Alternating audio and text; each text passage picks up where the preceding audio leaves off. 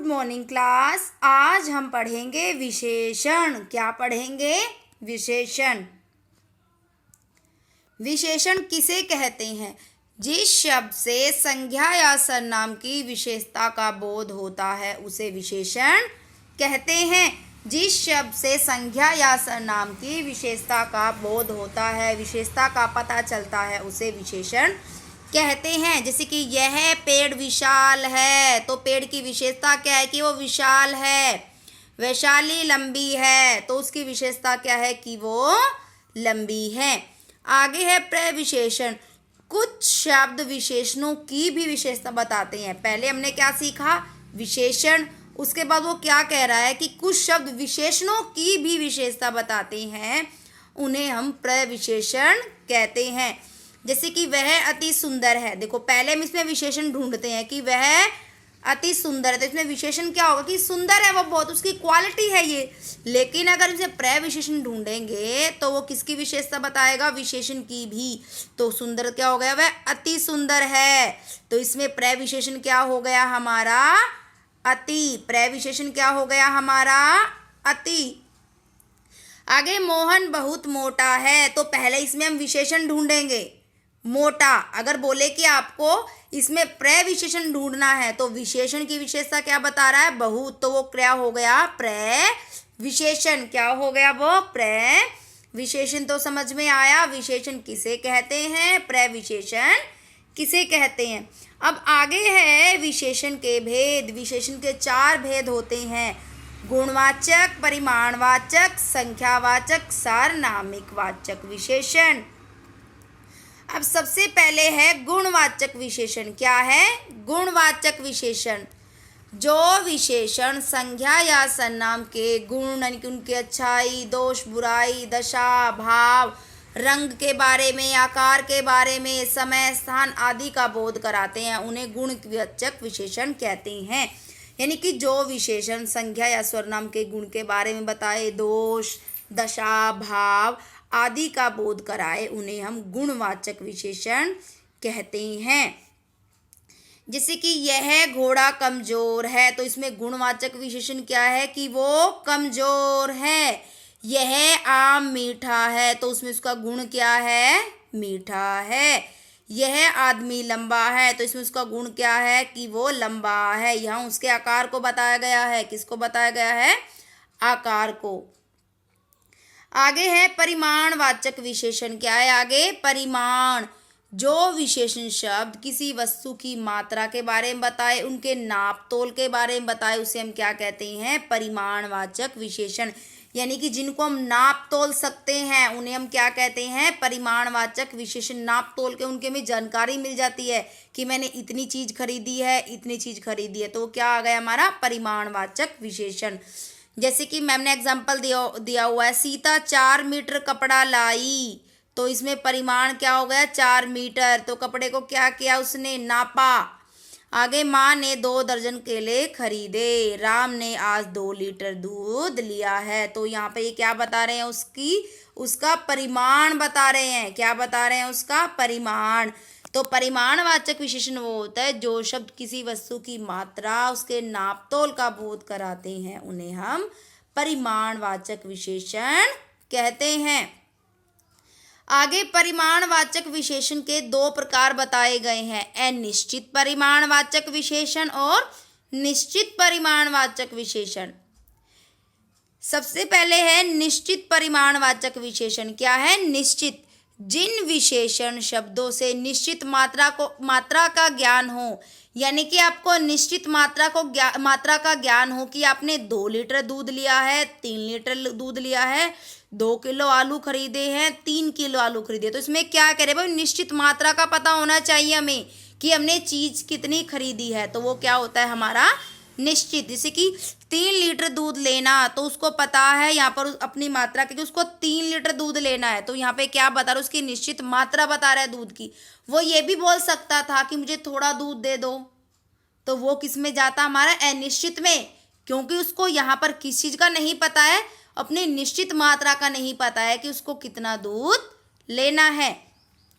अब इसी तरीके से आगे अनिश्चित।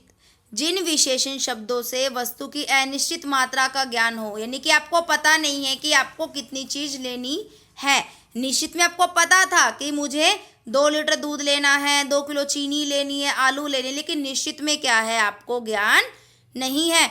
जैसे कि बच्चे ने थोड़ा दूध पिया, आपको ये थोड़ी पता है कि उसकी क्वांटिटी कितनी थी, कि बच्चे ने आधा किलो दूध पिया या 1 पाव दूध पिया, तो वो किस में आ गया हमारा अनिश्चित में। भाई आपको पता नहीं है कि बच्चे ने कितना दूध पिया। दीदी बाजार से कुछ फल लेकर आई, आपको यहाँ पे पता नहीं है कि वो कितने फल लाई है, आधा किलो लाई है, 1 किलो लाई है या फिर कितने लाई है। तो निश्चित में हमें निश्चित मात्रा का ज्ञान होता है, अनिश्चित में हमें अनिश्चित मात्रा का ज्ञान होता है, यानी कि हमें पता नहीं है कि हमें कितनी चीज लेनी है। आगे संख्यावाचक विशेषण क्या है? आगे संख्यावाचक विशेषण, जो विशेषण शब्द किसी संज्ञा या सर्वनाम की संख्या यानी कि उनकी गिनती का बोध कराते हैं। किसका बोध कराते हैं? उनकी गिनती यानी कि संख्या का, उसे हम क्या कहते हैं? संख्यावाचक विशेषण। जैसे कि राधा 5वीं मंजिल पर रहती है, तो ये क्या हो गई? संख्या हो गई। जैसे कि काउंटिंग आ गई इसमें, 1 2 3 4 5, कि वो 5वीं मंजिल पर रहती है, तो उसकी संख्या बता रहा है कि वो तीसरी मंजिल पर भी रह सकती थी, तो वो भी किस में जाता? संख्यावाचक में। इस प्रतियोगिता में 4 लड़के भाग लेंगे, तो आपको लड़कों की क्या पता है? संख्या। क्या पता है?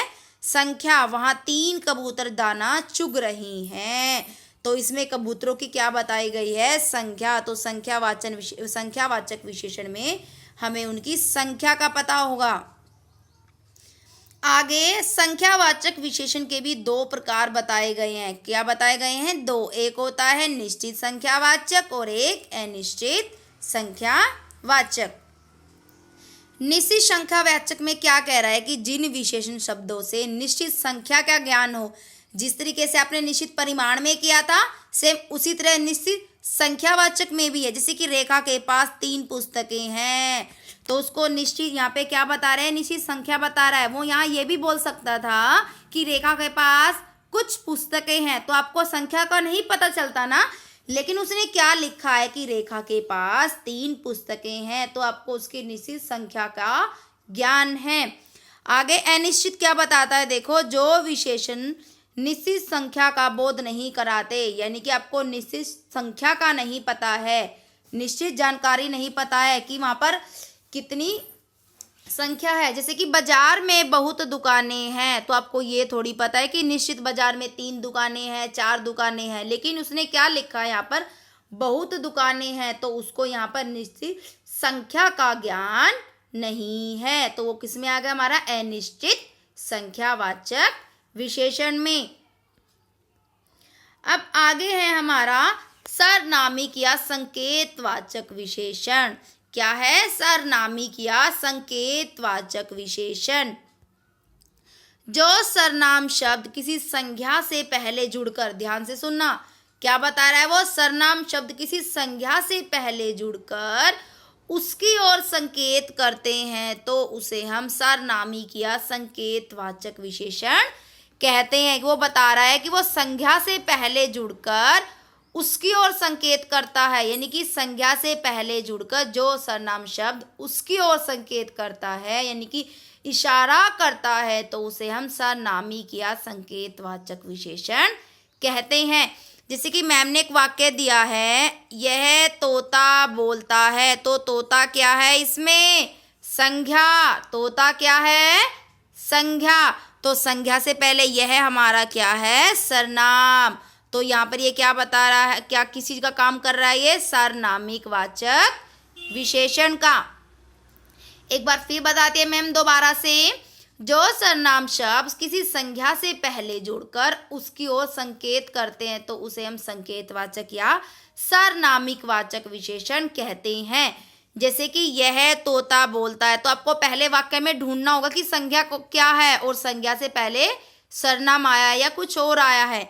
यहाँ पे दिया हुआ मैम ने, अगर यहाँ पे होता वह तोता बोलता है, तो तोता क्या होती है? हमारी संज्ञा, और उससे पहले वह आ जाता तो वो क्या हो जाता? हमारा सर्वनाम। तो यहाँ पे किस चीज का काम कर रहा है? सार्वनामिक वाचक विशेषण का।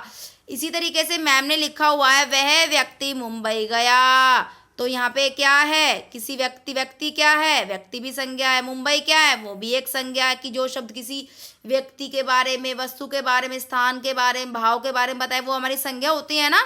तो यहाँ पे ये भी हमारा क्या है, संज्ञा। तो वह हमारा क्या है यहाँ पर, सरनाम। क्या है, वह हमारा सरनाम। तो यहाँ पर ये वह हमारा किस चीज का काम कर रहा है, सार्वनामिक वाचक विशेषण का।